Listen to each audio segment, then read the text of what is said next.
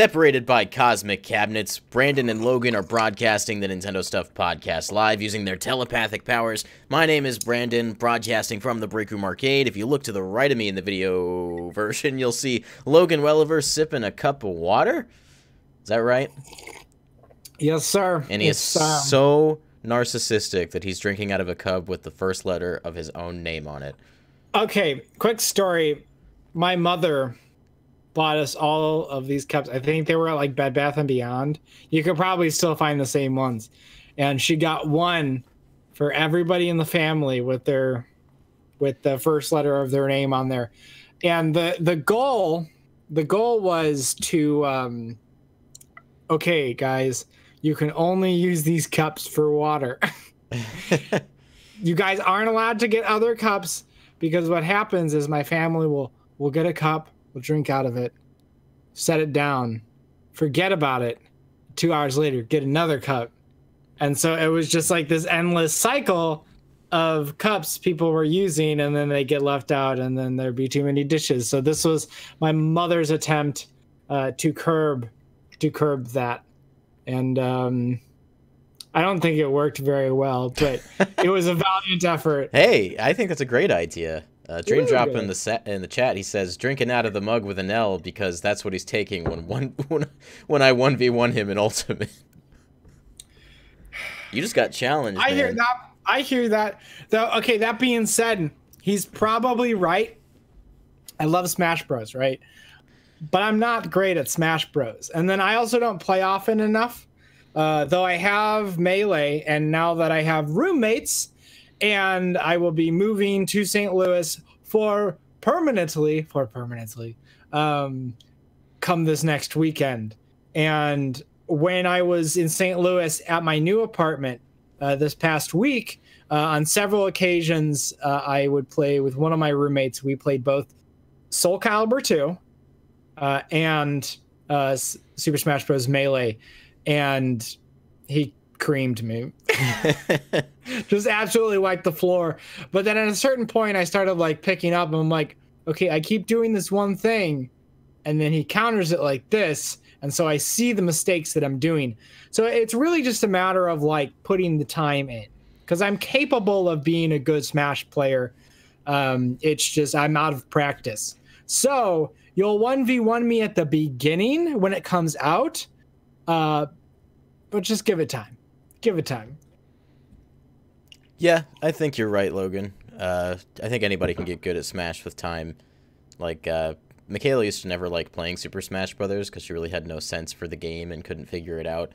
And I still remember this experience. We were playing, like, co-op classic mode on Smash 4 one time, and just something in her clicked, and she figured something out, and I don't even know how. But at that point, she like just wanted to keep playing. She was figuring out how to use Yoshi. She understood what attacks did what and why they did what they did. And ever since, she's just been getting better steadily. Yeah, I think that happens with any game that's really well designed can kind of give you that feedback naturally. And Smash has always been really good about like, oh, you screwed up. Also, you can't just do smash attacks all the time. You got to use your neutral airs and your side airs. And so there's just like, here's the tool set. Learn to use everything, and then just experiment with it a little bit. And play for a bit, examine how you're doing, and then sleep on it and come back the next day, And you'll get better. And that's with everything, right? If you want to learn anything, just you got to put in the time, even if you suck at it, because you're going to suck at it. Brawl is like the time where I really started figuring out how to play Smash Brothers on an elevated level. I spent a lot of time playing online, despite how bad the online was. But I was in online forums, going up against people who, like me, like to play competitively, but maybe weren't at that pro level. And I just started picking up on things, and eventually I started learning matchups and advanced techniques and things that the average player couldn't do. And then you go to Chicago to play Smash Ultimate, and you win a hat because you're good at Smash Bros. Yeah. I was thinking about that the other day because I was talking to my roommate about you and how good you are at Smash Bros. I mentioned the hats. And I was like, you know, Brandon mentioned that he got good at Smash Bros. In the Brawl era. And one of my thoughts was like, I think partially like Brawl is so accessible because it's such a slow game, right? Yeah. It's much more strategic, right, in its nature, because you're going to see what's coming at you, right, from a mile away. So it gives you a little bit more time to think. And when you have a little bit more space and a little bit more patience, it's easier to learn. So what you're saying like falls perfectly in line with how I learned the game too, because you know I main Ike, and Ike is a slow character, and I played a slow character in an already slow game, which gave me ample time to like figure out what I wanted to do when an enemy was approaching me. And that's kind of where my prediction skills kind of came from, just because that's what my entire character is based on. Right. And then that translated over into Smash 4, which is obviously a faster game, and I think I've already seen that also translated over to Ultimate based on my results from last weekend. Yeah, I can't wait to actually play Ultimate and get a feel for it. And I also can't wait to compare it to Melee in terms of its speed, because obviously I've been playing Melee most recently, and I'll probably play mostly Melee until Ultimate comes out, and then when Ultimate comes out, obviously I'm going to make that switch. But I think the games right now, from what I've seen from Ultimate compared to Melee, is the speeds are really, really close. Yeah, that said, I think Smash 4 and Ultimate technically run at the same game speed. What makes Ultimate faster is the fact they've done this in a variety of different ways. They've cut lag off of a lot of attacks so that you're reset quicker after you've used a move and you can attack again. There's this controversial thing for people who haven't played Ultimate yet, where like when you get hit really hard, you kind of have a balloon effect. You go really far, really fast, and then you just kind of stop in the air. All your momentum is gone all at once. And people are upset about that because, oh, it ruins combo potential. But what they're missing out on is the fact that that only happens when a character can't be comboed anyway, even if that didn't happen. The reason that Sakurai did that was to get the players back in control of their characters faster and reduce the minutes of gameplay where nothing's happening. Right. So they're making the game faster in ways that aren't just running speed and game tempo. Okay. So it does change the flow of the game. And I also like that because it can sometimes be really frustrating when you're like, oh no, I can't control my character right now and there's nothing I can do. And then it'll probably make your opponents a little bit more cautious because they know that it's the retaliation is more accessible in that way, which fundamentally I like that idea. I have yet to obviously play it, so I don't know how I'll feel about it once I play it, but I do anticipate that I think it's probably a good addition. That said, you can't take what I say at word, because I only got to play 6 matches worth of Ultimate. Right. Which is 2 more than most of the people that were there, because I ended up in the finals in my exhibition match. Yeah, this is the first time I've gotten to like talk to you about this since we went to play last week, so I'll reiterate a couple things. When you went to Chicago to play Smash Ultimate, after you played your free-for-all, there was 2 lines, free-for-all and exhibition. You got to go through both. They gave you a wristband for exhibition with a dedicated time to get in line. It was a really well-run event. I was very impressed. But once you got through the free-for-all line, they gave you these. Oof. A set of exclusive Smash Brothers buttons. 2. When I played Smash 4 at Best Buy for the same exact event, they gave us 1 button, and that was it. I want buttons. Not only that, obviously there's the hat, but I showed that off already. If you have a My Nintendo account and use the QR check-in feature that has, from what I understand, never been used up until this point, you could walk home with one of these. Oh man. Smash Brothers Ultimate Battlefield poster with a shiny logo on it. Yeah, that's pretty. Yeah, so they would just scan the QR code off of your phone for your My Nintendo account to verify that you hadn't gotten one yet, and then they'd send you home with a poster. That's awesome.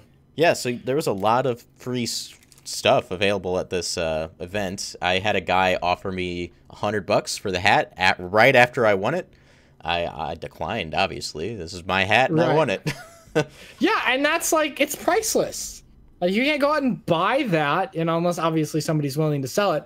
But if you're good enough at Smash to win that hat, chances are you're like, nah, you know. Yeah, I mean, this like, is more than a hat to me. This is like a trophy. I've never won one before, so I wanted to keep it. Yeah. Like, I mean, there's any number of, like, items in your background that I could probably offer you cash money, and you'd be like, you couldn't offer me any amount of money. Unless it was, like, an absurd amount of money. Like, can I give you, like, $1 million for, like, you know, whatever item? And then you'd be like, oh, that's going to get me out of debt and put me in a much better position. I guess that's worth $1 million, but who's going to offer you $1 million, right? It would depend on the price, but a lot of that stuff back there is priceless. Like, I have one of the very last Club Nintendo Platinum member rewards. It was the Super Mario Brothers statue, which featured, like, Mario, Luigi, Toad, Bowser, and whatnot. It came in a question block box. And that was the first year I was even part of the program, so to get that at the end of the year felt really cool. Same thing with that button set right there. That's also a Platinum Club Nintendo reward. That's the kind of stuff I'm probably never going to part with, just because it means a lot to me. Right. Dream Drop is reminding us they did use the QR code during the Nintendo Switch Summer of Play. He says he got a sick Nintendo water bottle from it. And I got to remind you guys that, you know, when they first announced that feature on the Nintendo accounts, they specifically mentioned movie theaters and, like, theme parks. So obviously the QR code is going to be used at Nintendo movies, such as the Super Mario Brothers animated feature and Super Nintendo World at Universal Studios. So keep that on hand. You're going to get some cool stuff if you keep doing that. So speaking of the Smash news, we should probably talk about the Smash blog. I'm down. I'm down to talk about the Smash blog. So let's go ahead and open that. Scroll down to the bottom. What's our first post? Well, that depends on what did we talk about last week? I can hardly remember. First post of the week would have been September 16th, being Isabelle. Okay. Isabelle joins the battle from Animal Crossing New Leaf. She uses various trinkets from around the village to battle. Her side special, Fishing Rod, not only allows her to snag and bring opponents closer, it can also be used as a recovery move, so like a tether grab. I want to talk about briefly the internet's reaction to Isabelle being in Smash Brothers. Yeah. So remember back at E3 when Sakurai was like, everybody's in Smash. Don't worry, your character's not cut. And then he gave us Ridley. In the next Direct, he gave us 5 characters. And everyone was happy. Didn't see complaints anywhere. Isabelle gets announced, and the storm has finally arrived. People are angry. And I'm angry that they're angry. Yeah, I don't know why people are angry, right? Well, maybe I know why, but it doesn't seem like a very good justification for their anger, right? There's this debate about whether or not a Smash character deserves the spot or not. You look at Isabelle and what she means to the Animal Crossing franchise. She's like the face of the series now. Yeah, I mean, obviously she was only in one game. One mainline she was game. Well, right. But, I mean, after that, like, she was just so iconic because she was, like, your point of contact, right? Like, obviously we always had Tom Nook, and also Rossetti, and, like, a few other characters, but, like, Tom Nook and Rossetti were the big iconic characters in the series. And it took a moment before, like, obviously we got Isabelle, and then she kind of took over that role, you know? She was like, I'm going to help you be, like, the mayor, right? And that's really significant. Like, thanks, Isabel. Like, you're a real pal, you know? She's also kind of the voice of your character, something that you've never had in Animal Crossing. You know, when you want to do something for your town, you go to Isabel, and Isabel takes care of it for you. Yeah. So, like, it's perfect to have her and villagers side by side in Super Smash Brothers. Yeah, if they were gonna add like any other character other than like Tom Nook, it would be Isabel, you know. So And yeah, I'm very happy. And she's not an Echo Fighter. She shares some similarities. Right. With, she shares a couple neutral moves. Like her dash attack is the same. Instead of dropping like a potted plant, she drops a vase. She does plant with her down B, but she doesn't plant a tree. She plants a gyroid that then rockets up into the air, which I thought was pretty cool. Obviously, the fishing rod is completely unique to her. And then her up special is essentially the same as Villagers, where she has balloons, but she sits on a swing, but you can break the balloons and cause her to fall. Outside of that, she's pretty much her own thing. And people are still calling her a semi-clone when she only shares, to my knowledge, 2 moves of her entire kit. Yeah. Yeah, no, she definitely like is distinct and obviously different enough to warrant like, oh, she's not an Echo Fighter. Also, can you believe, like, at all of these years that you have people complaining that there are certain clones that deserve to be their own unique fighters? This is the first time in Smash Brothers history that people are complaining that a newcomer isn't a clone. What has our world come to? Thanks for the subscription. People love to complain. I mean, this is just the fact. I mean, if I didn't try so hard to curb a lot of that, I mean, I complain, but I try to complain about things that need things that matter. Yeah, things that I feel like actually need attention. But when it comes to video games, like, this is all like this like, okay, you're not going to complain about, like, let's actually take all that angst and let's, you know, put that against bad monetization practices, you know, like really predatory monetization practices. Or how about the fact that working conditions in the industry tend to be really, really poor. Sakurai is a prime example of that.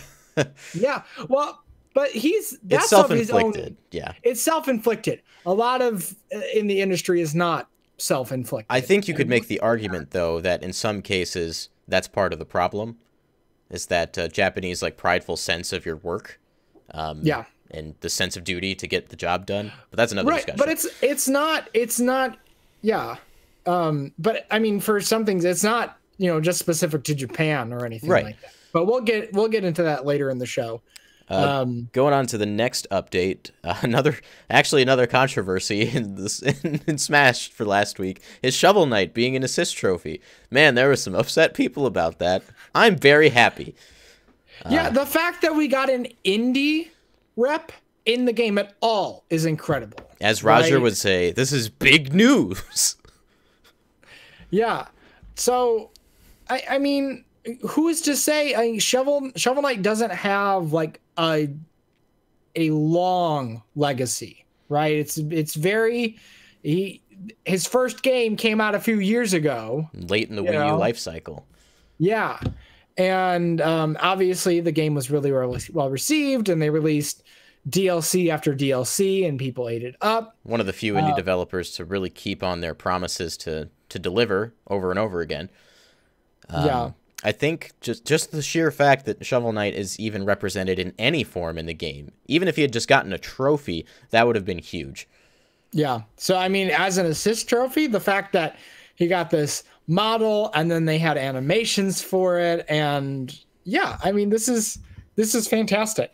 And who's to say that, you know, in the future he doesn't get upgraded? Look at Little Mac. Little Mac started as an assist trophy in Brawl and then was subsequently turned into a character. The same thing happened to Isabelle.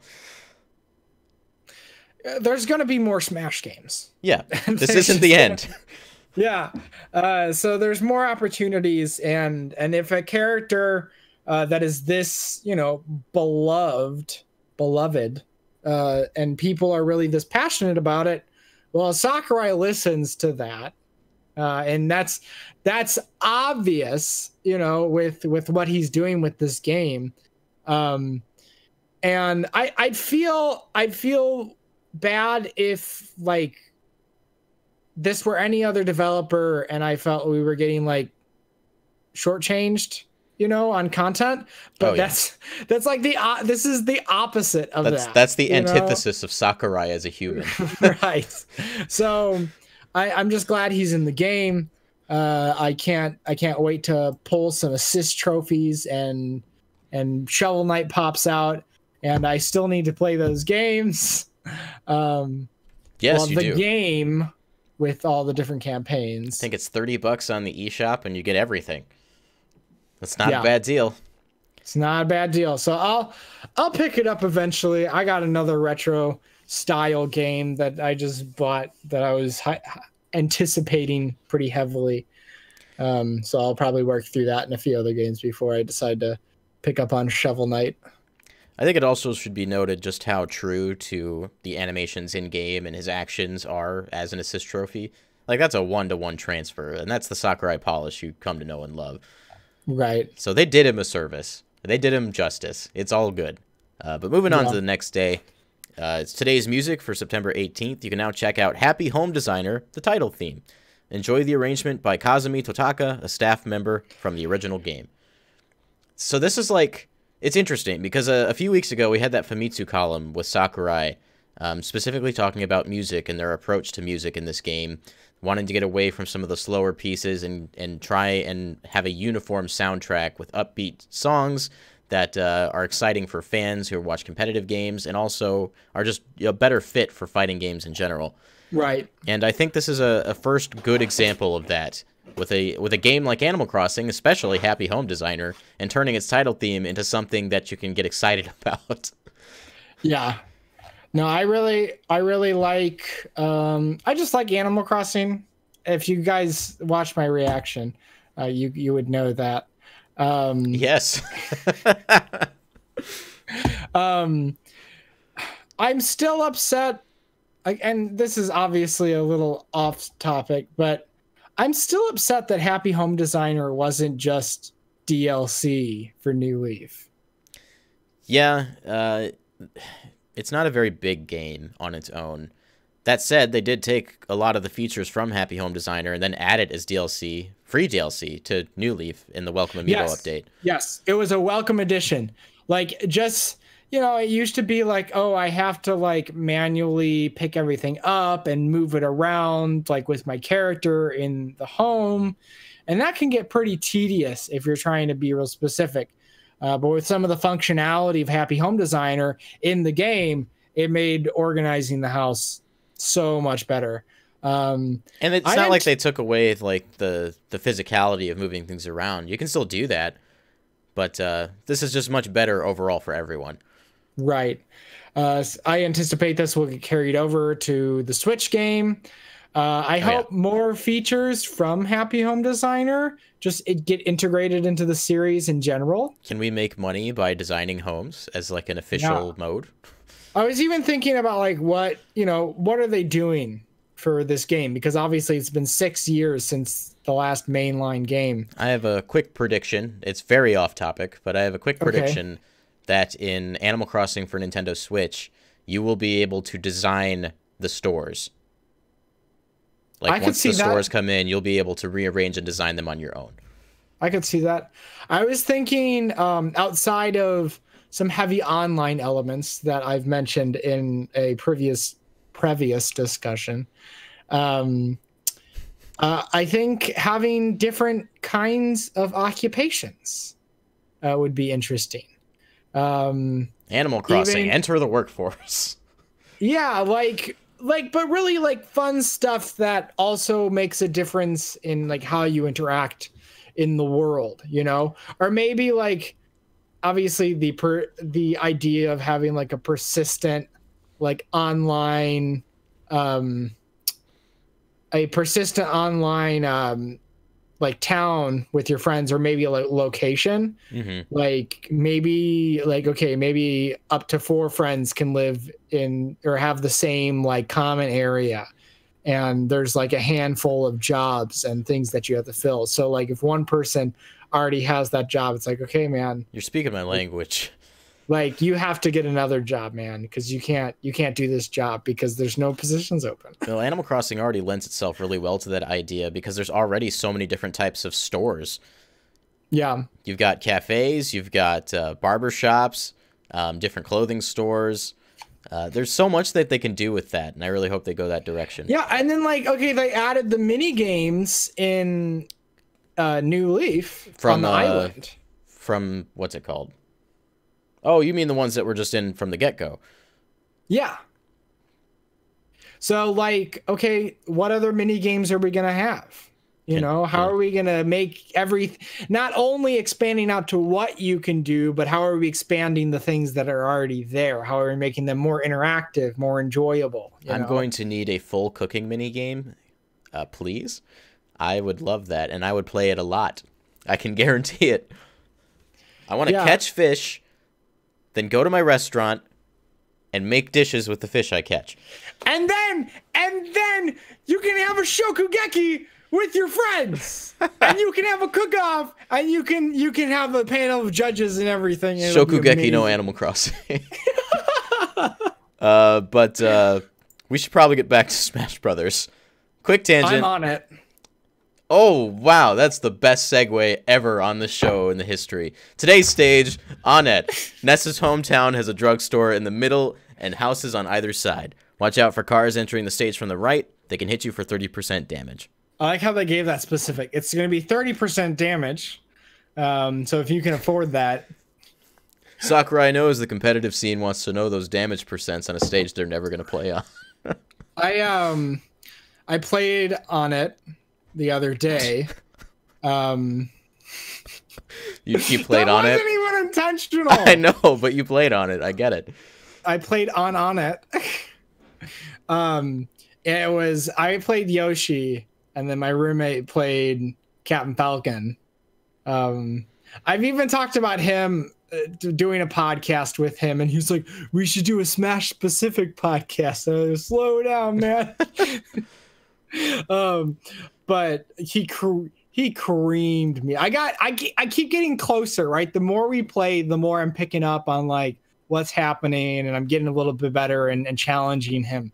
I can't emphasize enough how much the lighting engine brings these stages to life and just adds so much depth. It's night and day. That said, like it's a little understated on this stage, but they're trying to kind of capture just the way it looked in Melee. That said, it does look better. Yes. Yeah. Yeah, I mean, another classic stage coming back. There's a whole lot of them in Smash Ultimate right now. And I think they'd be remiss to leave this one out. Yeah, I mean, even talking about just maintaining like a certain presence for certain stages, thought it was interesting that they're like, okay, we're hardly going to upgrade these like N64 stages. You know, they're just kind of they look like N64 stages. As a deliberate choice, and one that I can respect. And that's not to say that they did that for all the N64 stages. You look at Hyrule Castle N64, and that got substantial visual upgrades. Yeah. Josiah in the chat, man, wow, what a pun. Moving on, actually, speaking of Josiah, his favorite Smash character, Ganondorf. His new design matches his appearance in The Legend of Zelda Ocarina of Time. Now he uses his sword for all of his Smash attacks. He's a bit slimmer than he was before, but his Warlock Punch is devastating. For his final smash, he transforms into Ganon, the Demon King, and quickly charges forward. I love Ganondorf's new design. I'm obviously, like, for those of you who know me, I love and adore Ocarina of Time. That is one of the, like, formative games in my gaming life. that changed my perspective on what a video game could be. And I've always seen Ganondorf as a very intimidating villain because they play him up really well in Ocarina of Time. There's a very like long time from when you first meet him before you see him again, and you see everything that he's done to these people in the 7-year time gap when Link grows up. So I've always thought Ganondorf was a really cool villain, so I'm glad that they're going with this design. It's Gerudo Ganondorf. What more can you ask for? He's got reduced recovery time thanks to the new engine in Smash Ultimate, and on top of that, he's got his sword again. Or for the first time in Smash. He got a big old sword. Yeah. They've been teasing us with this sword since Melee. And one of his... But finally, Sakurai... You know Sakurai's listening because this has been a specific request for Ganondorf for a long time, and it finally happened. Yeah, it also sets him apart a little bit more from Captain Falcon. Yeah. And I theorize that's because Captain Falcon will be getting an Echo Fighter in the form of Black Shadow, who will take on Ganondorf's old moveset. I could see it. I could see it. That's I don't know something who Black Shadow is, but I trust you. He's the main antagonist of the F-Zero series, which would then fall in line with the heroes versus villains theme that we've had.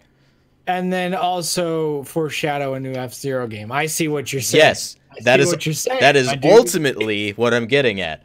Oh, so many puns. We're firing on all cylinders tonight, Logan. Yeah, I'm excited to play Ganondorf. I like playing as Ganondorf as much as Josiah is, or as Josiah does. And you know, I noticed that Ganondorf's smash attacks, or his new ones, have also been lifted from other characters. His down smash was specifically lifted from Cloud. Like he holds the sword backwards, goes in front of him, and then behind him. It's just Cloud's down smash. He also takes Cloud's up smash, where he swings the sword in front of him and upward. And then the forward smash doesn't come from anyone in specific, but it is very similar to Ike's forward smash. So while they did polish up Ganondorf and make some new things for him and, you know, address a request that fans have had for a long time, but they also cut some corners in a respectable way. Yeah, and honestly, like, you know, they've done that in a few ways here and there, and I'm not upset. I'm not upset. I mean, I think a lot of other fighting games do this, and with the amount of characters and then some of the similarities of just characters even across franchises, it makes sense that they would kind of borrow, you know, from stuff. It's a common theme in like games, fighting games in particular, with huge rosters to have a lot of characters that share movesets. And honestly, Smash is very impressive in how many characters have unique movesets. So if they do this here and there, that's fine. They've made Ganondorf more identifiable, more actually related to his actual appearance in his actual game. Yeah. So they're making the right choices. Thanks for letting me know, Adrian. I've noticed that that's been happening. I'll try and figure out what the issue is. Next post of the day, and let's see, it was September 20th, is Pikachu. The fierce fighter uses electric moves like Thunder Jolt and Thunder. Pikachu Libre is one of the alternate costumes, and you can tell she's female by the shape of her tail, which is a heart, for those of you who don't know. Oh. Is that true with all Pikachus? Yep, if a Pikachu has a heart-shaped tail, it's a female. Oh. Yeah, I don't remember what generation they introduced that in, but they started finding ways to differentiate Pokemon gender via appearance exclusively. Obviously, they had Nidoran and Nidoran in Generation 1, but that was like specific to that Pokemon. That was that Pokemon's thing. And now it's just kind of a thing in general. Yeah, yeah. That's cool. I mean, obviously that comes with just more polygons, more detail that's able to be added, you know, to Pokemon. So. Oh, I figured out what the issue was with the stream. Steam decided to launch itself and start downloading games. Oh. Thanks, Steam. That's not the first time it's done that either. But yeah, Pikachu, the whole alternate costume thing that Sakurai focuses on here is something I want to kind of bring to your attention. Over the last week, or maybe it was the week before, Source Gaming discovered on Nintendo's official press website some character renders that had previously been unrevealed and unannounced for particular characters. They contacted Nintendo, a very respectable thing to do, to make sure it was okay to report on these things. They got the go-ahead from Nintendo, and then they got to reveal a couple new character costumes for some other characters. One for Yoshi, being based on Yoshi's Crafted World, where like he's like all fuzzy and furry. Yes! Super adorable. You got to see the alternate render for Ike, because he's got the Path of Radiance as well as the Radiant Dawn outfits. Some new updated renders for characters like Palutena and Falco. They just made small adjustments to their renders, nothing like major. And then like Advent Children Cloud and a few things like that. But the main takeaway here is that I feel like we're not going to be short on like full-on alternate costumes for a lot of these characters. We got Pikachu Libre with Pikachu, Yoshi's Crafted World, Meta Ridley, Alf over Olimar, which obviously comes from Smash 4, but still, I think the point stands that they're really pushing that out this time. Yeah. So I mean, is there any other alternate costumes that you think we'll see that you think are pretty like locks? I don't know about a lock, but I do think there's a good chance we could see Dry Bowser over Bowser. Okay, yes, I could see that. I've seen people suggesting that he could be like an Echo Fighter, but I think for me it makes more sense for that just to be an alt costume. We've got Galacta Knight over Meta Knight. He's got like the slash down his mask. He doesn't quite have the wings, but for the most part it's Galacta Knight. Right. And then there are more. I just can't think of them at the top of my head like this. But you could look. There's Old Snake over Solid Snake, for one, or Big Boss over Snake as well. There's lots of potential all over the place.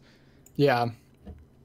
And I also am of the opinion that these will be unlockables over the course of the game. That would be cool. Sometimes I feel like they should just like not give us so much content.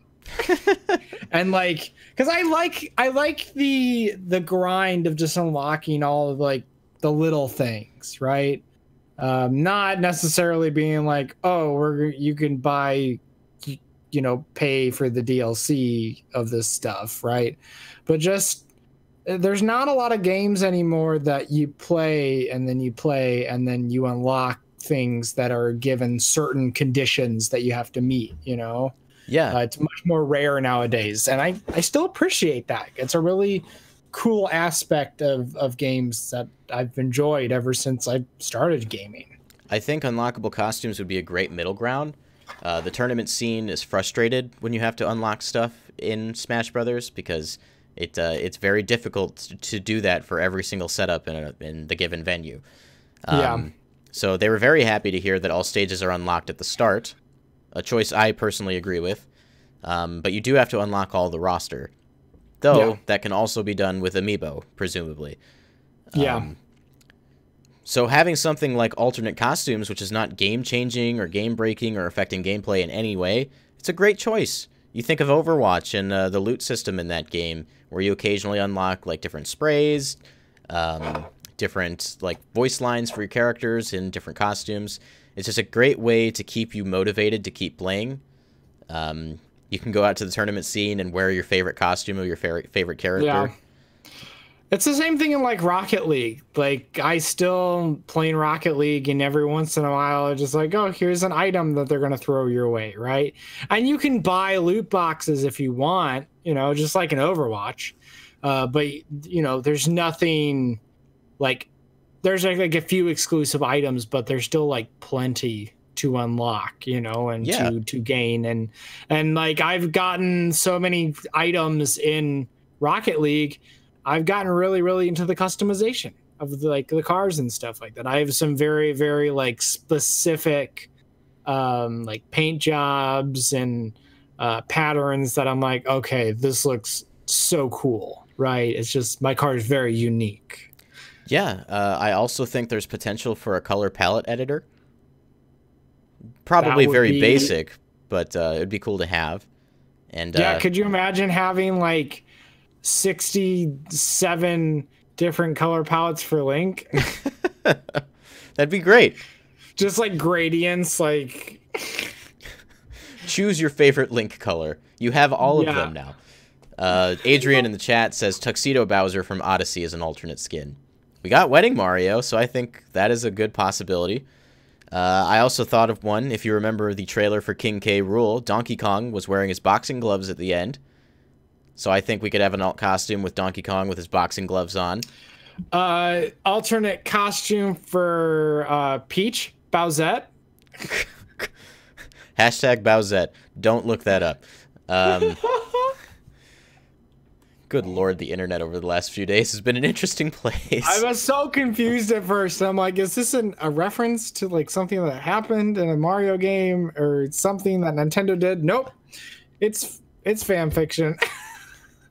So upon like predicting the end of the world with things like Bowsette, we got the Moon Assist Trophy for the last post. That was actually posted yesterday, or was that today? It was yesterday. That was yesterday. So technically, this is bleeding into next week because obviously we missed Friday. So the Legend of Zelda Majora's Mask. This assist trophy will appear in the sky and slowly approach the center of the stage. When it hits, it deals a lot of damage to opponents nearby.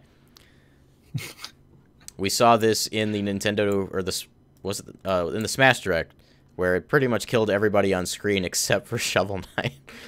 Shovel Knight lives. Yeah, like the picture they got going here, like the second photo, it's like covering the entire stage. Yeah. I think this assist trophy has been a long time coming. Like, this is one of those obvious assist trophies that should have been here already. Right. Like, they were trying to fit them all in, but then they're like, okay, we got to stop. And then everybody's like, hey, how about this one? It's like, guys, we're done developing the game. You can't add anything else. But we really want this way. We'll wait for the next game. I imagine, like, if you're playing on Great Bay, because the moon is a background element on that stage, and it actually gets closer, and then the four giants eventually come and push it back into the sky. I imagine if you pull the moon on the Great Bay stage, that the moon that's already in the background will actually just come and try and destroy everything on screen, which would be a cool detail. Yeah, I wouldn't put it past Sakurai. Sakurai does, again, he's attention to detail, right? Mm-hmm. So if that didn't happen, I'd be surprised. So that brings us to the end of the Smash blog updates. We spent a little longer this week because we don't have as many things to talk about. And I also wanted No, that's just because we have more things to say about the few things that we're going to talk about. That's true. But that's not the end of the Smash news. There is one, the focus of the episode, that we'll talk about in just a minute. But one thing I want to bring up is Koro Koro Magazine says that Super Smash Bros. Ultimate has 108 stages, which is 5 more than Sakurai said in the Smash Direct last month. It's no surprise to me that there are more stages than 103, because at no point in that Direct does he say that there's only 103. He says we're at 103 now, or we're currently at 103. I mean, it's obvious that if there's a newcomer from a series that hasn't been represented before, that they would probably be accompanied with a stage, much like Simon Belmont and Richter Belmont, where, you know, they have Dracula's Castle that comes along with them, and Inklings with Murray Towers. So this just makes sense. I don't even know that 108 stages will be the max. There could be more than that. If you look at the image of the stage select screen from the Direct, there were 6 empty squares. That's not to say that there's 6 left, because people always jump to that conclusion. But this report from Koro Koro Magazine falls in line with that.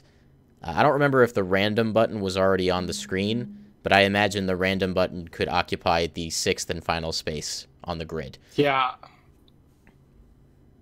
Fantastic. I can't wait till they add Star Fox as a character. Yeah, Star Fox is a long time coming. You know, we got Fox McCloud in the first game as an original 8, but they never gave us Star Fox himself. I don't know what the problem is. Also, they didn't give us that one character, Metroid. Yeah, and Metroid... They're missing a lot of really, really significant characters here. Yeah, I'm getting flashbacks to the Miiverse. Why can't Metroid crawl?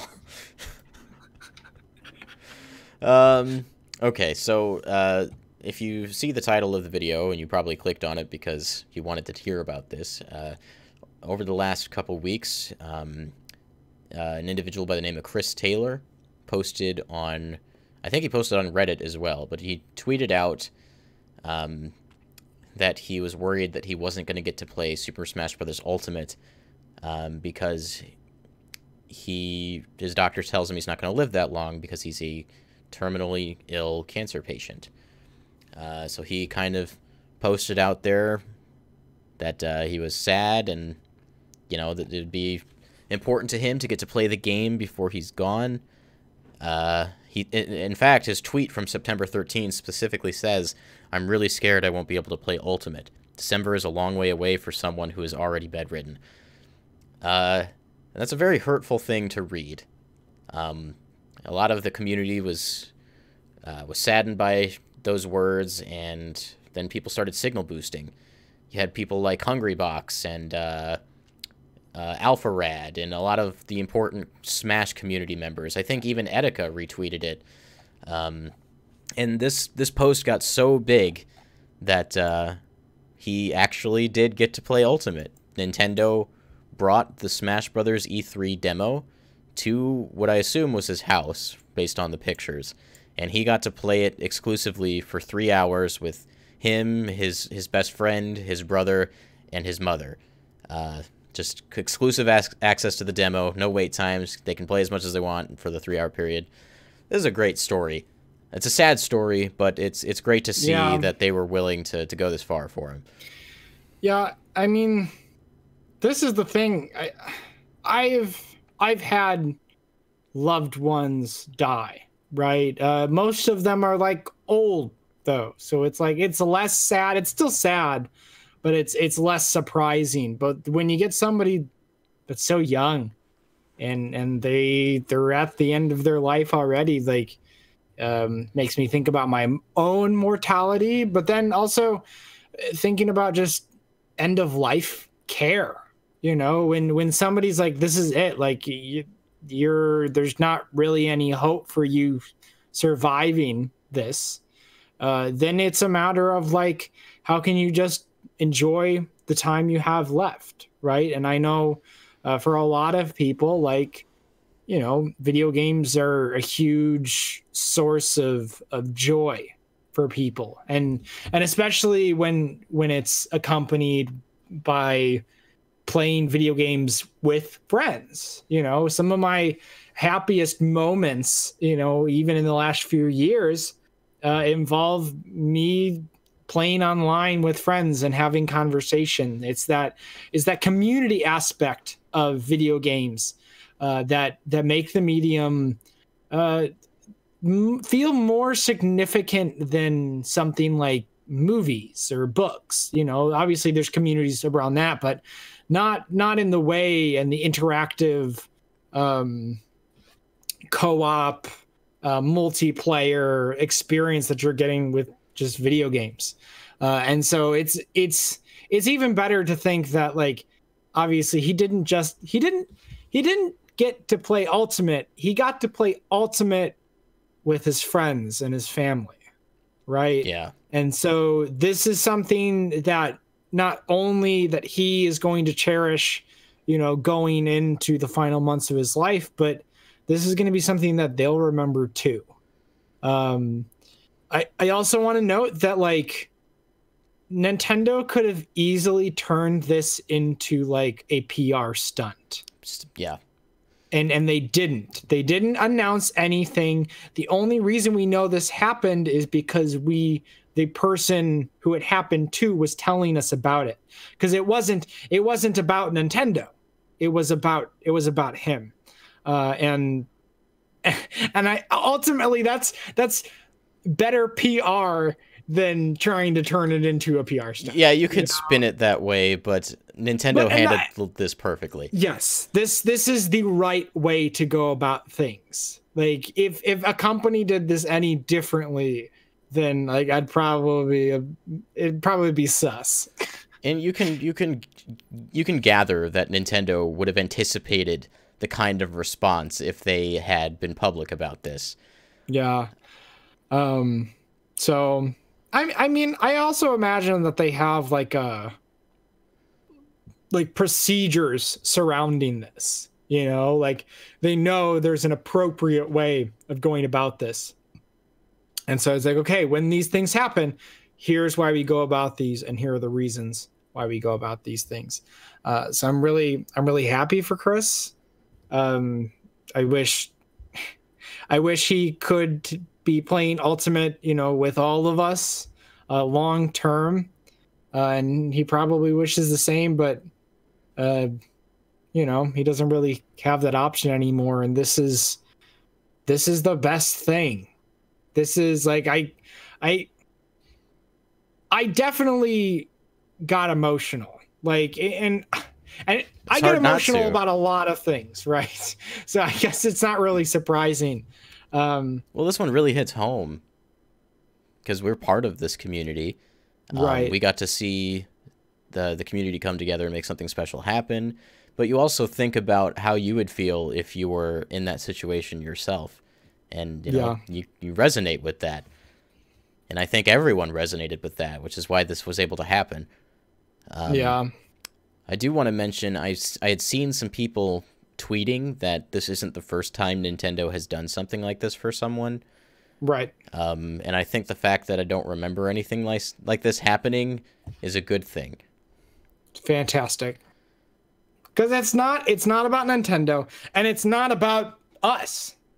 This is for those people, and they get that experience, and thank God that they get those experiences, and that Nintendo is willing to like bend rules to allow these things to happen. He does mention in a follow-up tweet, he says that I found out they were coming around Tuesday, and I couldn't say because even a Switch with a demo on it is a high-value target to be stolen. Same as why I didn't get to keep the demo, though I absolutely expected that. The fact that they had that conversation with him, I think is worth noting. Some people could use that as ammo as to say why Nintendo did not publicize this, but I would like to believe that there are more reasons for that, like we discussed. And this game doesn't need any more PR. Right. But there's also the fact that giving him the demo was something that would have actually been under consideration had it not been for the fragileness of the situation and the things that could happen by doing that, or the possibility of the demo being stolen by someone. Yeah. It would have been cool if he'd gotten to keep it and, get to enjoy that with friends and family until, he eventually passes. But it is what it is. He got the 3 hours, and that's not to say this is the only time they'll even do that for him. If depending on timing and what happens, maybe they'll come back with an updated demo and you'll get to play some newer stuff too. Yeah. But I just really appreciate the kind of care that Nintendo put into this whole situation. The fact that they would do this at all is really special, I think. They recognize what these games mean to other people. Obviously I don't know like who at Nintendo specifically is the person that had to put the stamp of approval on this. I wouldn't be surprised if somebody like Reggie was involved. Right. These kinds of things probably end up at his doorstep because of how volatile the situation is. This information can get out, this demo can get stolen, all that kind of stuff. But they made it work, and that's really good, and I'm very happy to have seen that happen. So, Chris, our hearts go out to you. We're happy for you, and we wish you the best. Also to your friends and family as well. Yeah. Keep us updated. Yeah.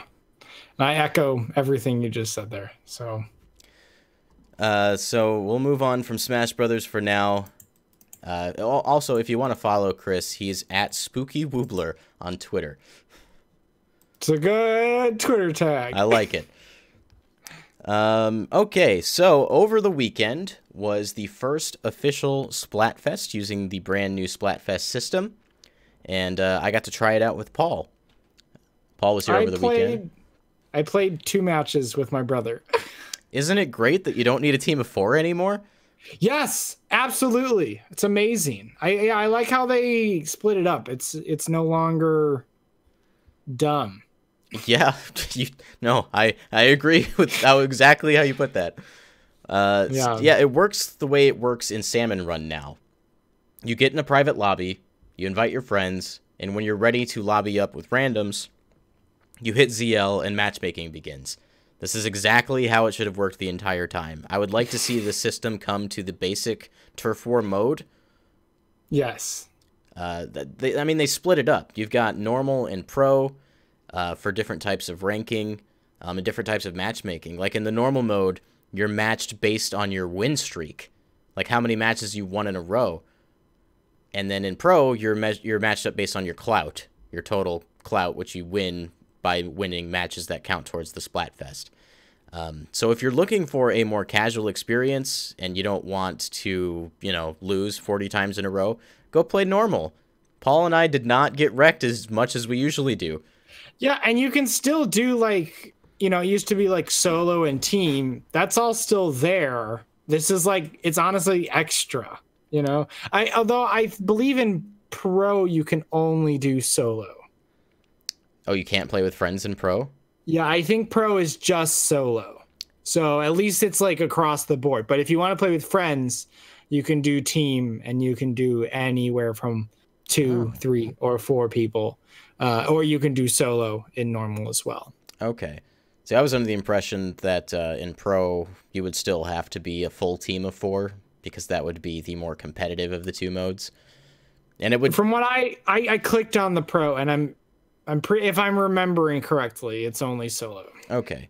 Well, despite that, the new way that this works still encourages fairer and more casual play, which is something I think that Splatfests needed, personally. Because, any other day of the week, we can go in ranked and get our butts handed to us. So it's nice that this is a feature. Speaking of ranked, I would like to also see this type of matchup work in ranked, because right now you can do in pairs and you can do in 4s.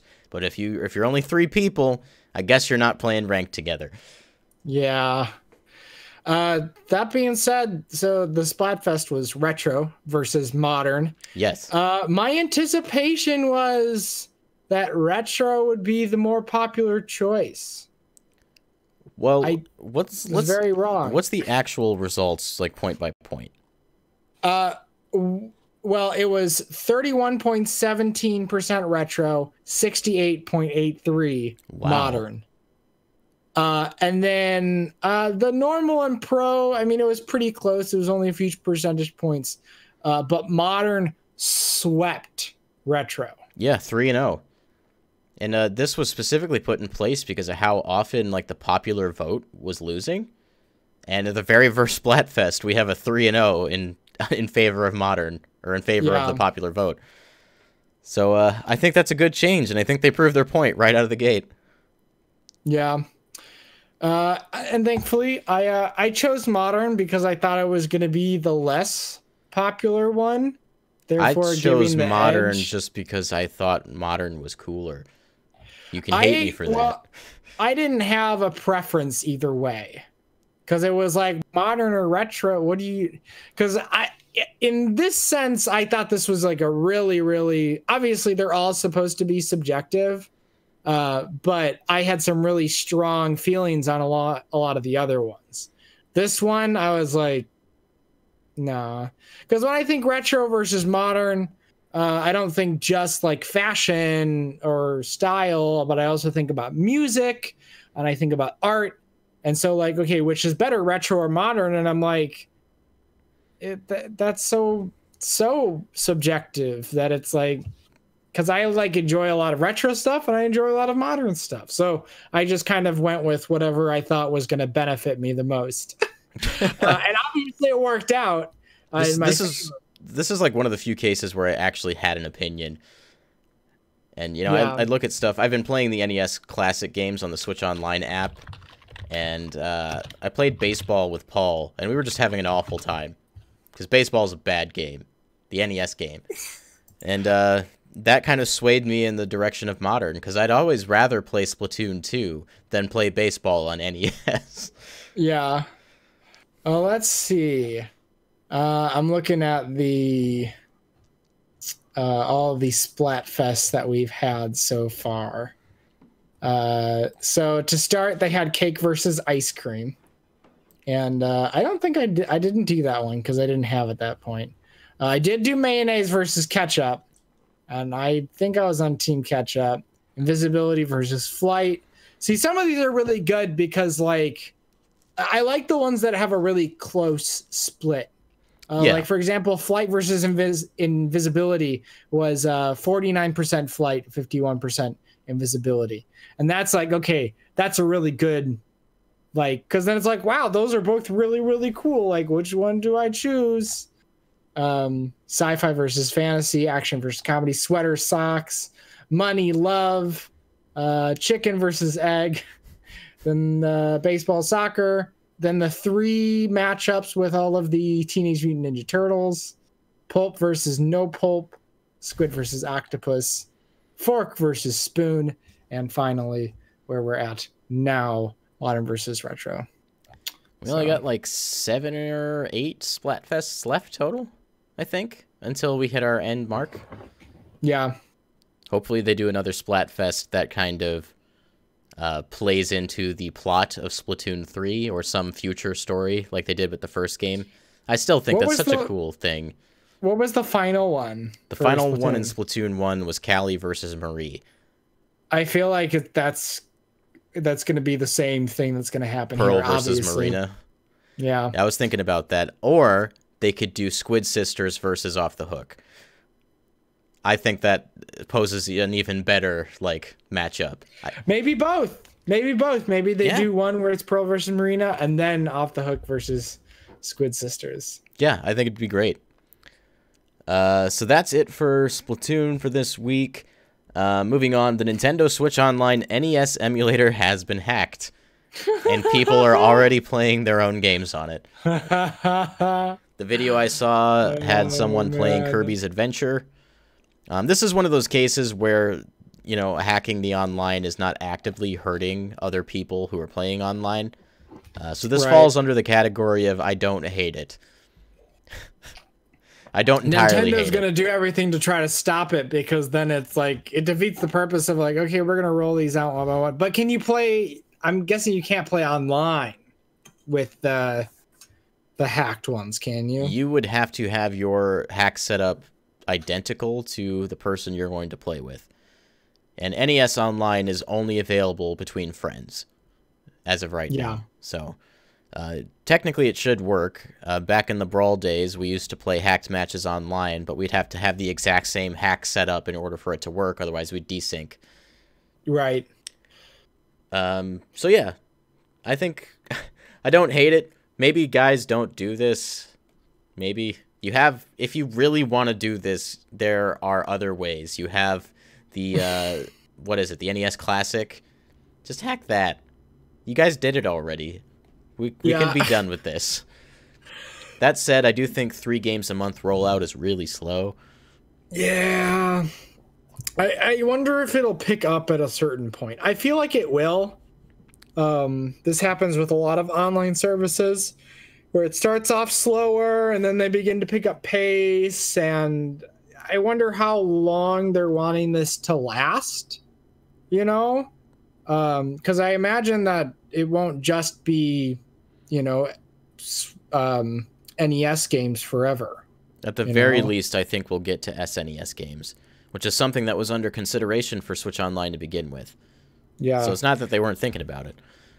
Maybe down the line when they raise the price to like $30 a year.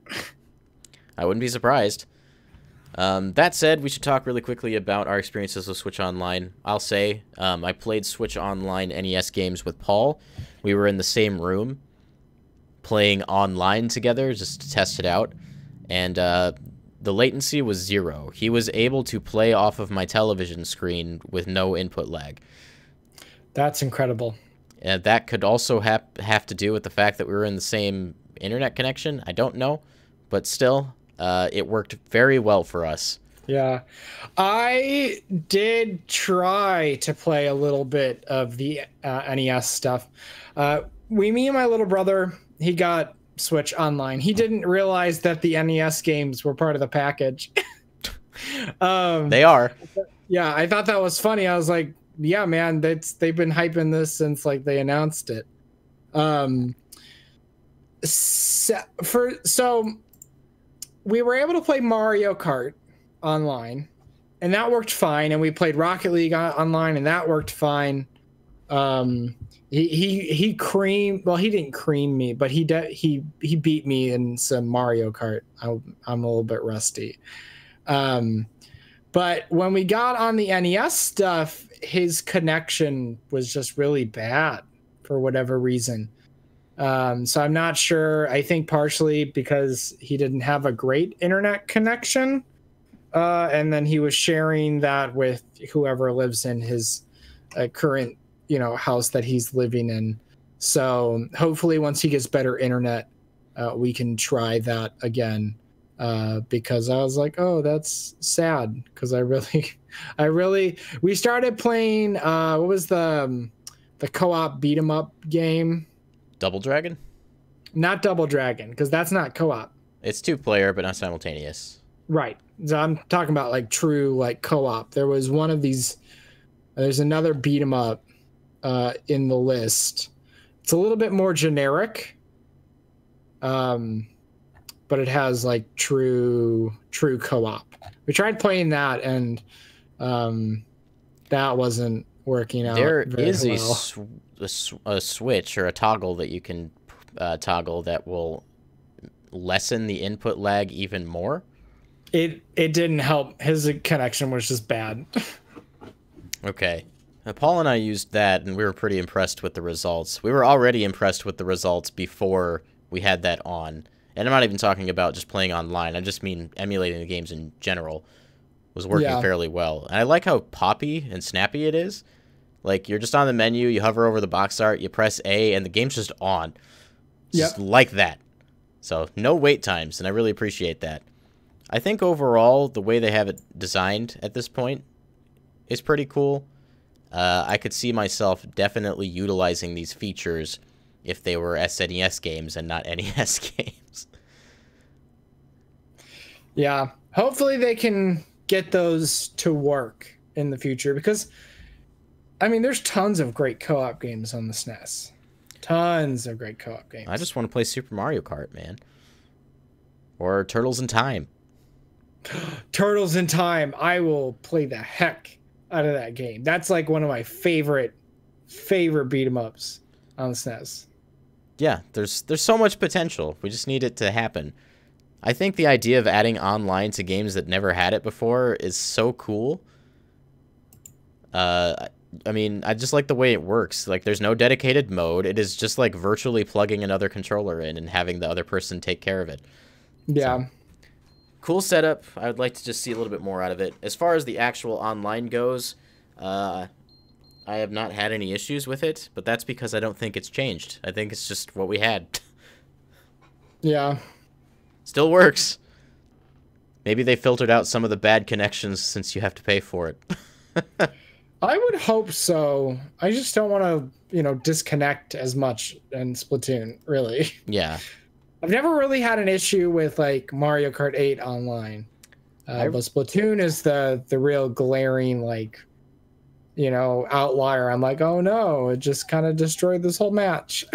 I mean, my connectivity issues have been very minimal overall, just with Switch in general, but my internet connection here is fairly decent, and I could attribute it mostly to that. So, definitely room for improvement. It's not as bad as everyone says it is, as things are right now. I mean, you're only paying $20. We're in a group of 8 people, and we split the cost, and it came out to like $4 and some change per person. That's fine. For a whole year. Yeah, I'm not upset about that at all. When you have to pay like $60 for a whole year on a PS4. Yeah. So moving on, we got some new details about Pokemon Let's Go Pikachu and Pokemon Let's Go Eevee. Just a steady stream of information for these games over the weeks. They talk a little bit about how Pokemon Go integration is going to work. There will be 20 individual Pokemon Go parks in Fuchsia City. They're essentially like Pokemon boxes. You can dump 50 Pokemon in each one. You can play mini games with them to get more candies to level them up and, you know, boost their stats.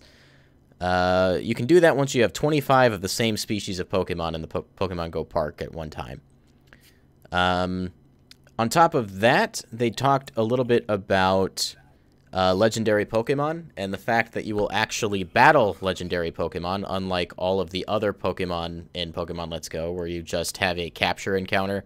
You will battle legendary Pokemon for the opportunity to capture them. That's how it works in Let's Go Pikachu and Eevee. So they're taking kind of the big feelings, the epicness of a legendary Pokemon battle, and they're keeping that intact here. And I think that is a good choice.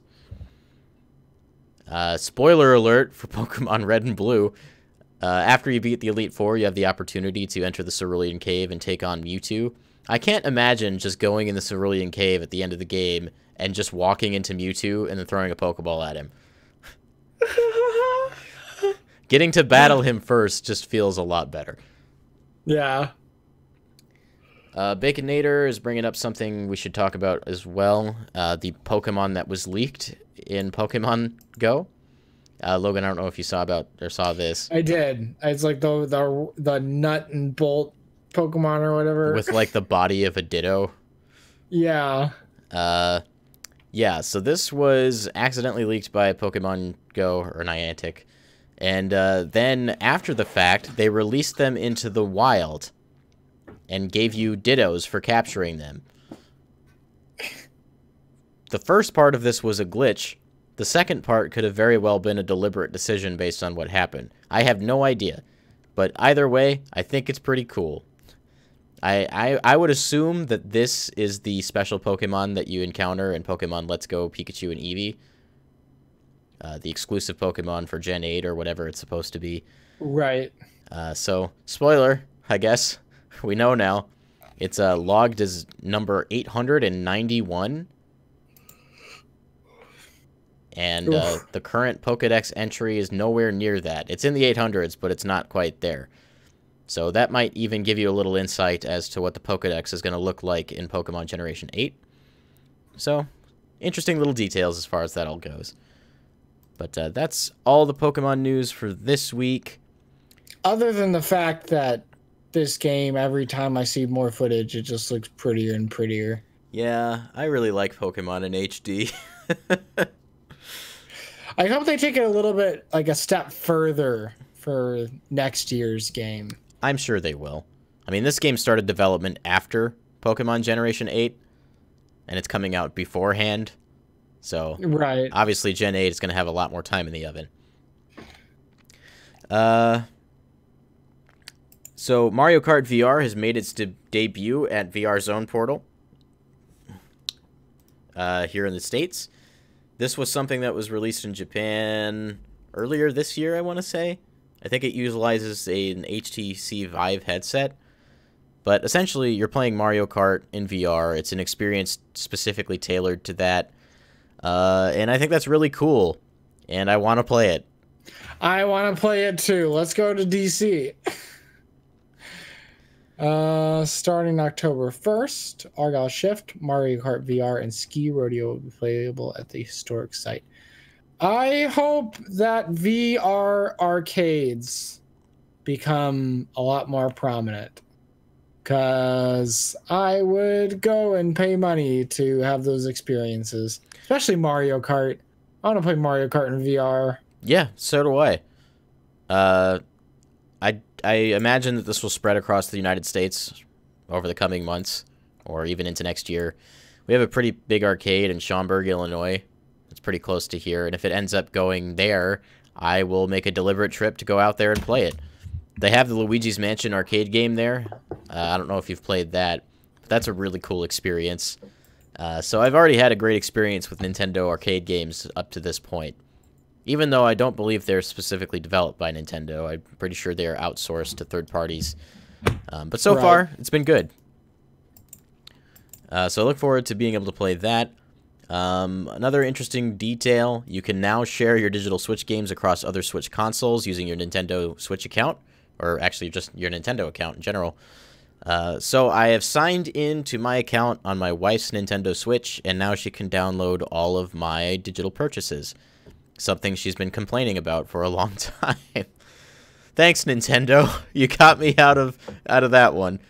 The catch, though, is that you have to sign into the account to play on it, or to play those games, and the primary Switch cannot be online at the time in order for it to work. It'll kick you off, similar to the way it works on Steam. Yeah. It's a little bit more free on, like, PS4, right?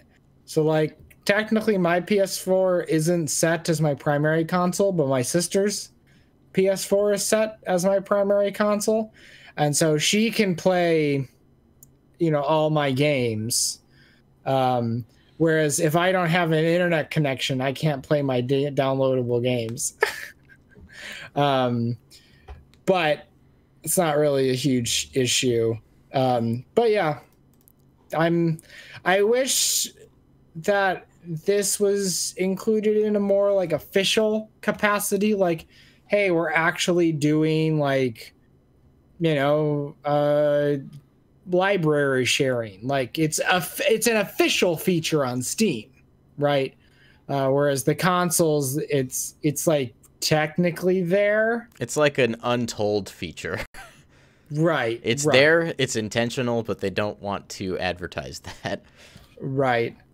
But it's kind of unavoidable given the account system. Yeah, and I'm glad Nintendo didn't do some kind of backwards way of getting around it. They just kind of let it be. Right. It's not like I'm not going to buy games that I want just because, you know, my friends have them and I can log into their account, right? Yeah. I think we'll be fine. You know, Nintendo's still going to make their money. They're going to be making money because people are paying for the online service now. Yeah. That being said, now that I have the Messenger, you can just log into my Switch account and you can play the Messenger there. Baconator in the chat says, why does your mic in the back have an umbrella on it? I'm assuming you're talking about this. That's a light.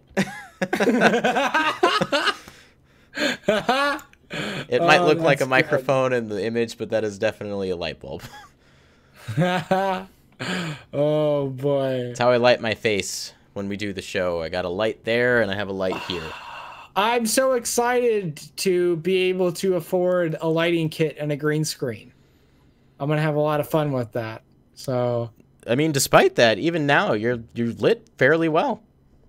Yeah. I mean, that's because I got a lamp right here. See if I cover it up. Oh wait, no. You can see all of it. But yeah, I'm more excited to get a green screen and be able to do some silly stuff with that.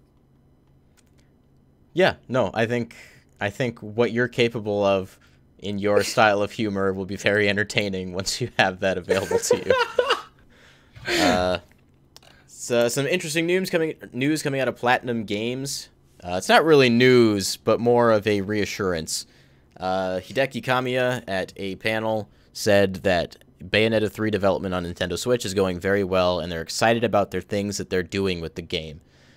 And that's an exciting thing to me, because I love Bayonetta 1 and 2, and the games are fairly similar. I mean, they don't do anything drastically different in the second game. So if they are doing something new and exciting in the third game, that's exciting to me. Yeah. Man, it's just another franchise that I'm going to have to play catch-up with. There's like too many of those, like, I don't know anything about this. Okay, you got to play the first 3 or 4 games in the series, or if it's Kingdom Hearts, you got to play like 17 of them.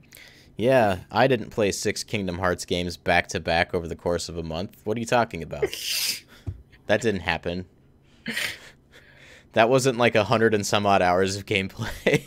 Yeah. Yo, speaking, I mean, if you're done talking about Bayonetta, because, I mean, there's not a ton to talk about. Not to talk about. Other games that I might have to play a little bit of catch-up about. The Phoenix Wright Ace Attorney trilogy is coming to Switch. and I started playing the first game through an emulator. But it's really hard to play games through an emulator. Not that it doesn't run. It's just, it's not my preferred interface. Kind of cumbersome, especially for a DS game. Yeah. So I'm very excited. This is something that I will definitely pick up because I really enjoyed what I played. I like puzzle games. I like visual novels. The humor in this game is pretty grand. Eat your hamburgers, Apollo. Those games take place in America in the American versions. And they don't do a whole lot to hide the Japan. So yeah, I'm excited that, I mean, this is also getting released on PS4 and Xbox One, and I believe Steam. Yeah, PC as well. So they're really getting Phoenix Wright out there. Hopefully, probably in anticipation of a new title in the series.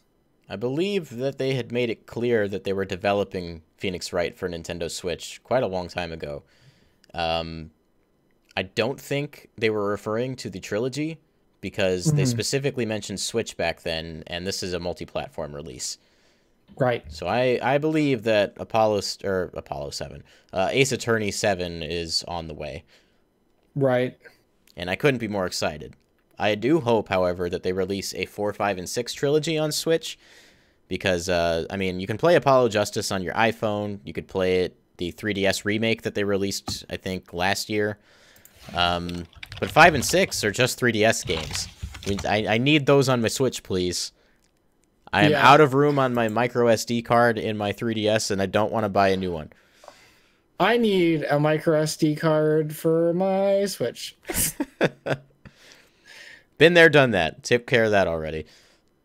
And then for the last piece of news that you have probably heard about, Telltale Games has shut down. And with it, The Walking Dead Season 3, which was already in progress, has been canceled, according to US Gamer. Talk about games that I don't feel the need to catch up on because they'll never be finished. Yeah. I mean, I've played Season 1. I was really invested in the game. I thought it was great. The storytelling was really cool. Never got into Season 2. I own it. It's just a matter of me going back and playing it. But I feel less inclined to, knowing that the game will never see the end. At least as of right now. Yeah, so I saw a tweet earlier, and it was a really ignorant tweet. Well, it was a screen cap of a tweet, and somebody had made like a comment about it, like a really sarcastic comment. I can't remember the comment, but the tweet that was sourced, like somebody was talking about like, oh, if they really cared, then they'd like finish it for free. And I was like, that's not how things work. No, like these people did this for a living because they were getting paid, which is a really cool thing to get paid to do. You know, if you can get paid to do the things you love, then that's fantastic. And I guess now is the time to really talk about the meat of this whole controversy. Well, controversy. I guess it is controversial. Need a conversation at least. Yeah. Because obviously this is something that seems like it could have been avoided, but at a certain point it was like too late. Yeah. There are certain things that we shouldn't encourage, right? One is working really, really long hours consistently, right? It's one thing if you stay a few extra hours in any given day, or maybe there's 1 week where but you're getting paid overtime and it's, you know, like whatever. It's just for like a shorter period of time. But something that was happening at Telltale was something that tends to happen at, sounds like too many studios. Any studio doing are practicing like these kind of um, practices. It's just this shouldn't be happening. You know, when people are working 20-hour days for weeks on end, you know, not seeing their family and not taking care of themselves because they don't have time to take care of themselves and make It's sure one they of get those proper sleep. things, like one of those things that you see in all kinds of different media and different workforces where, like, this is the status quo. This is what you're getting yourself into. So why change it? It's just the way it is. Well, no, that's the problem. Yeah. I mean, this was the case for generally just all work back in the day. I mean, 40-hour work weeks were not a given, you know. Workers fought for 40-hour work weeks because that's manageable. We do it now, and you can do that and still maintain a healthy lifestyle. Specifically, like, get enough sleep. Man, like if Yeah. you're not getting 7 to 8 hours at the very least in on average, you should probably think about your sleep habits because that's not healthy. It really isn't. No, it isn't. There's a lot of health issues that can come up from not getting enough sleep and not just getting enough rest and eating well and overworking yourself. If you're sitting at a computer for like that long every day, like that's not good. You know, you should get up at least once an hour and walk around and stretch and do all this other stuff. And so it's just developers are not treated well, and that's not okay. And it's no wonder why, you know, so many people are, you know, starting their own companies and doing indie development. Not that those don't come with their own long hours, but then at least it's within your control, you know? Yeah. It's not like you have a boss breathing down your neck that is like, okay, we'll keep doing this. And I hope people in those situations will still take care of themselves. But there is a difference between working long hours of your own accord and working long hours because your job demands it.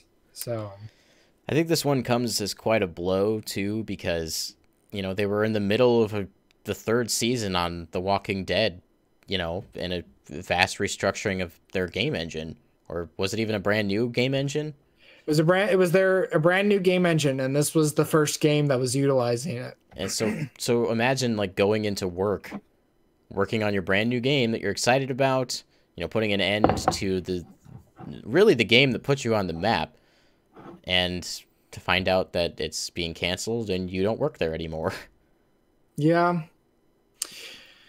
It did sound like I mean, I know the previous CEO had left, right? And the current CEO who's overseeing the closure of the studio sounds like working conditions got a lot better. Yeah. And you know, it sounded like everybody was a little bit more positive and that they were making progress, but they ran out of money. It just came too late. Yeah. And Josiah in the chat brings up Capcom Vancouver also getting shut down, and this happened in the same week. And they're the development team behind Dead Rising. So that, you know, it's another development team, a treasured development team, and all those jobs lost.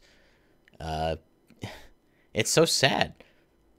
Like, these are things that can be avoided if we take the time to sit down, look at the issues in the game development industry and the working conditions that we put people through, and you know, actually care about the consequences of these things and do something about it.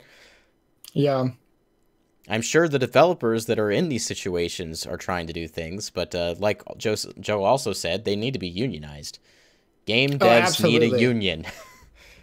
Because you need, when you are working against those who have the cash flow, you know, and who have the control of the money, like, you need leverage, right? Mm-hmm. And if one person stands up and says, "I'm not doing this," then they're like, "Okay, we're going to replace you."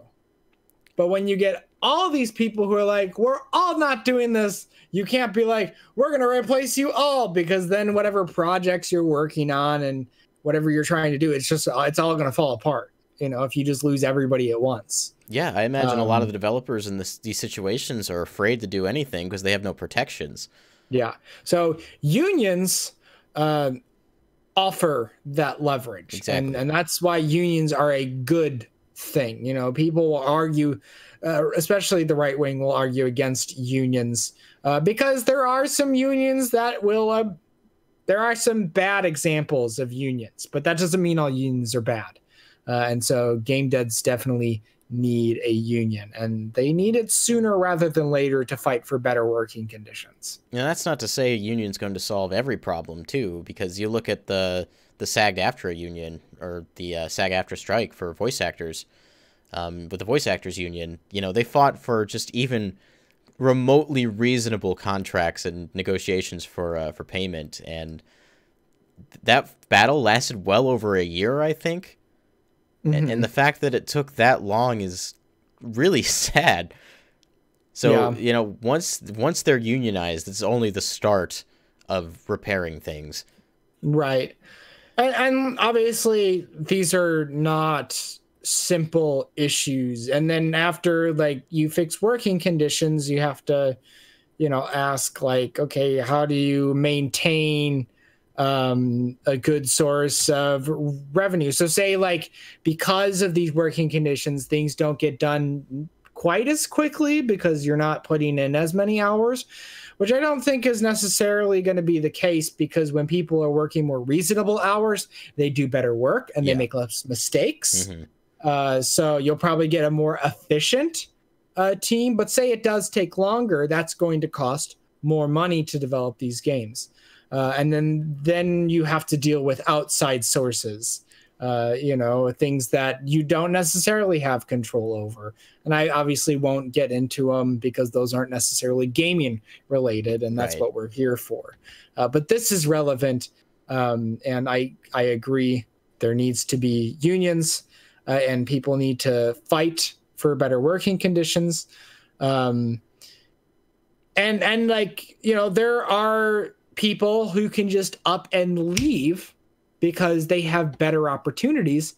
But some people are either too dedicated to the projects that they're working on, so they don't feel like they want to leave. They have that like commitment to that project or to that company. Yeah. But other people. So, I mean, I guess as individuals, you should always look for better opportunities. I know that the writers and creative directors for the first season of The Walking Dead at Telltale, they left after that season, and they went on to make, they established, two of them established, Camp Santos is the development studio, and they developed Firewatch. Okay.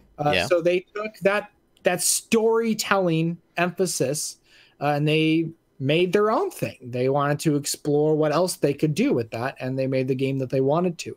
And then I think also one of those guys who also came from Telltale made Oxenfree, which I've played a good bit of. And same thing, it's a very story-driven, like, adventure game.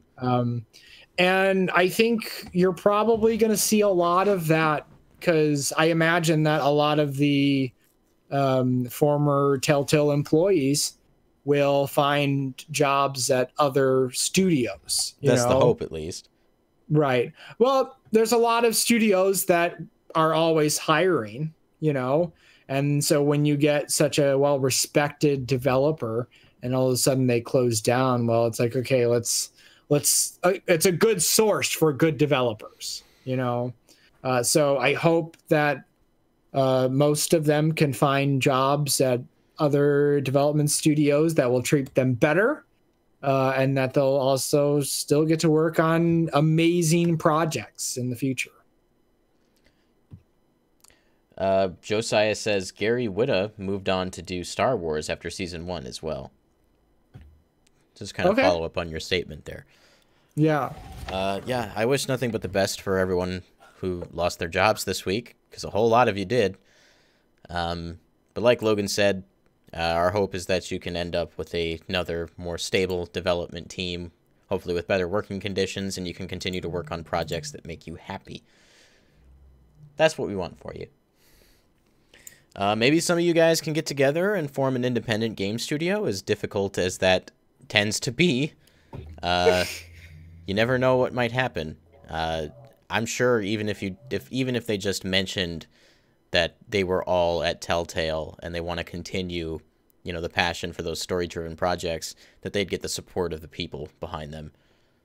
Yeah, they could definitely. I could see a group of them just banding together and being like, okay, we're gonna make our own games. And that being said, that's how Telltale started. Mm-hmm. You get a bunch of developers who worked at other companies, and then they started their own studio, and then it grew and it grew and it grew, and hopefully this will be a lesson to those who are looking to start studios as to make better decisions and hopefully stop these kind of things from happening.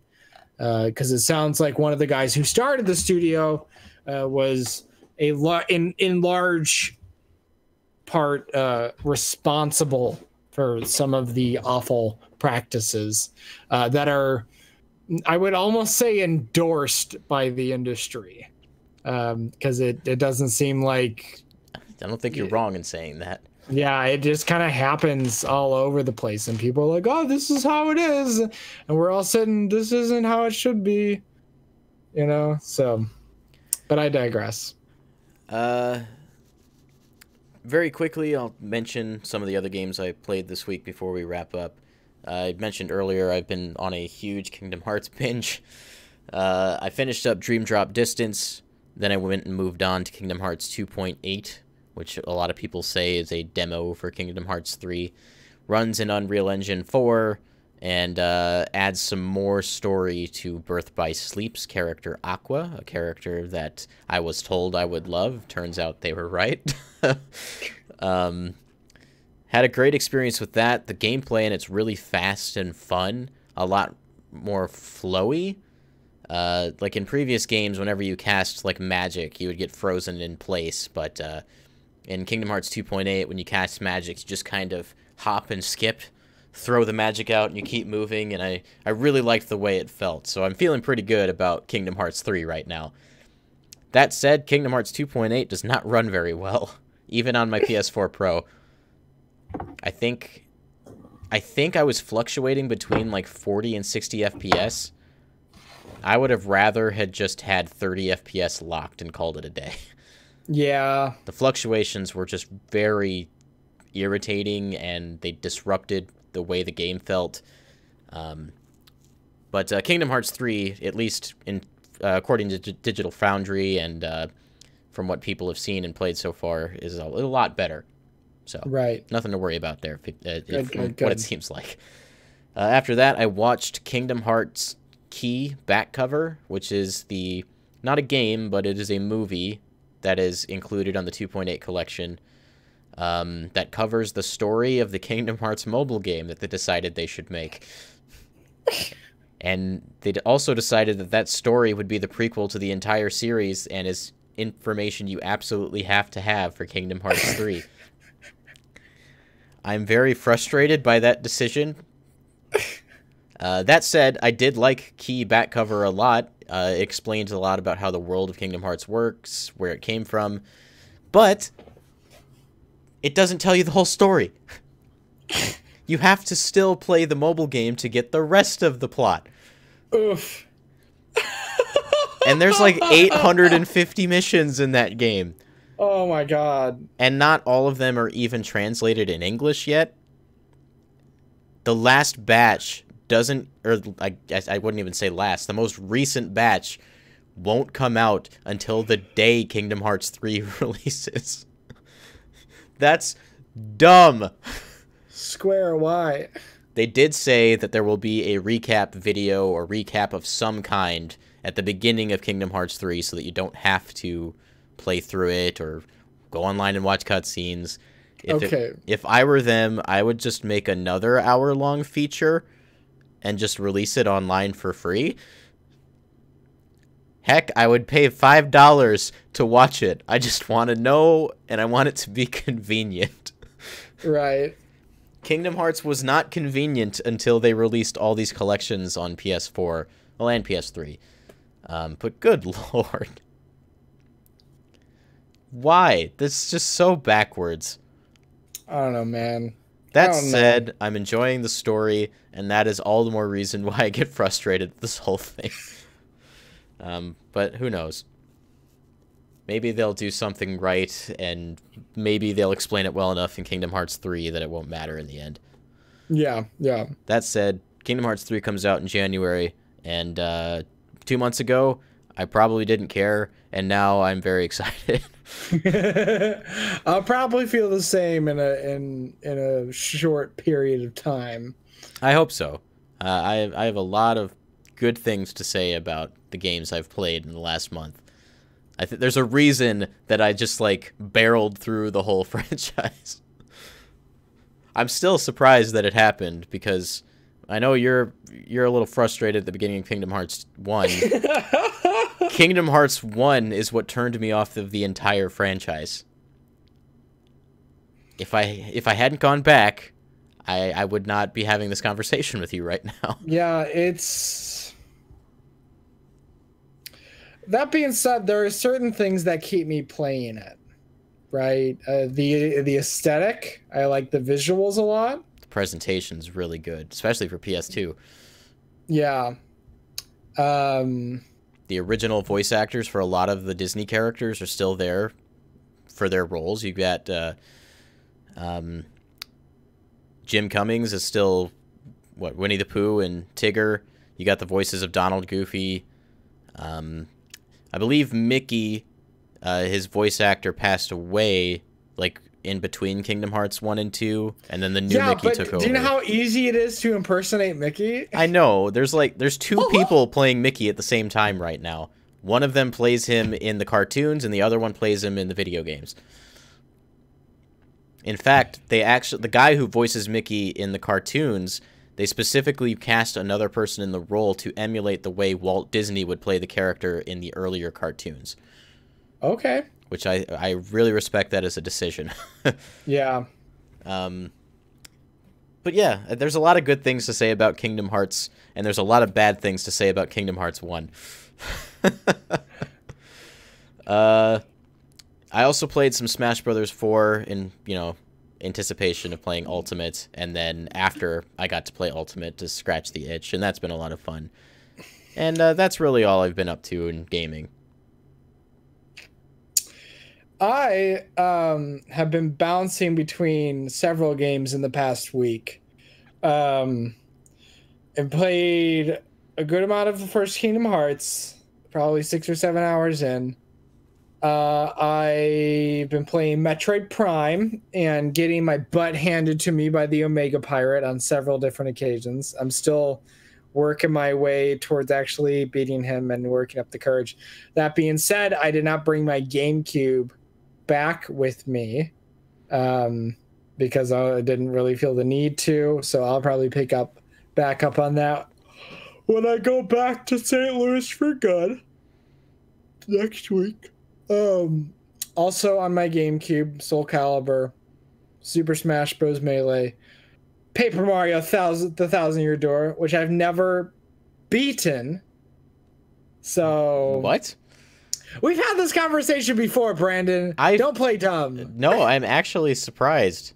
Like, as much as we talk about Thousand Year Door, I guess I was just under the impression you had beaten it before. No. I've gotten most of the way through the game. But I have not finished. So this is going to be it. Because I've been really good about finishing games as of late. Good. I buy games and I finish them, right? God of War, Spider-Man. There's a few others that I haven't finished, but I'm better at finishing games nowadays. So that'll be fun. And then I just bought a game for my Switch. I bought The Messenger, which I was like, this looks like a game that I really want to play, and I've been following it for a few months, and I started playing it earlier today, and I really like it so far. It plays really well. I like the visuals a lot, and I'll let you know how I feel about it as I continue to play. It's also very meta. They play a lot with the humor so far. Good. About just like, oh, look, you died, and this is how you're coming back, and there's like a whole justification for it. So it's pretty good so far. Josiah in the chat says finishing games greater than buying games. Yeah. Dream Drop says the current Kingdom Hearts Mickey is not good right now. I don't believe I said that the Kingdom Hearts Mickey was good. I said that the cartoon Mickey was good. The Kingdom Hearts Mickey does leave a little bit to be desired, but it's definitely not the worst thing in the world. So we anticipated this would be a short episode, so we decided it should be 2 hours for you instead. We're like 15 minutes shy of 2 hours long.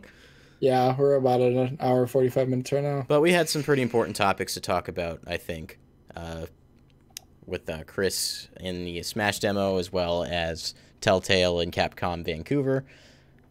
And this is the first time Logan and I have done just a you and I podcast since, like, the very, very olden days of us doing podcasts, before this podcast started. Yeah. Paul couldn't be with us today because he was pretty tired. He was here at my house all weekend, and he had a long trip home. So, definitely understandable. So he's probably asleep right now. I wouldn't be surprised. This is why it's great that we have 3 people as opposed to just 2, because we can give people a break. This is the break room, after all. Fits with our theme. Yeah. So yeah, I guess with all of that in mind, you know, do all the things I always tell you guys to do. You know, if you liked what you saw here, please leave a like on the video, rate us on podcast sources, subscribe to the channel to find out what we're doing next. Next Nintendo Stuff podcast will probably be on Friday, so a short gap between this one and the next one. Hopefully some stuff happens in between so we have stuff to talk about. That's not to say we're not good at dragging it out, because I think we're pretty decent at that. I'm really good at running my mouth, so... That's on my resume. Excuse me. Yeah, join us in the Discord if you want to keep talking with us, chatting about games, chatting about whatever, really. Link to that is in the description on the YouTube video. And then if you really like what we do here and you want to support us, we do have a Patreon account, and you can donate as little as $1 a month. There's some perks that come with that. You can find all about that in the description. There's a link to the Patreon in there. So if you want to follow me, you can follow me at Babababs on Twitter. You can follow Logan at LoggyDoves on Twitter. You can follow us as a collective at Breakroom Arcade. But with all that in mind, we will see you guys on Friday, 7:30 p.m. Central Time for episode 13 of the Nintendo Stuff Podcast. So don't break your backs. Break in the games, but for now, break time's over. It's over!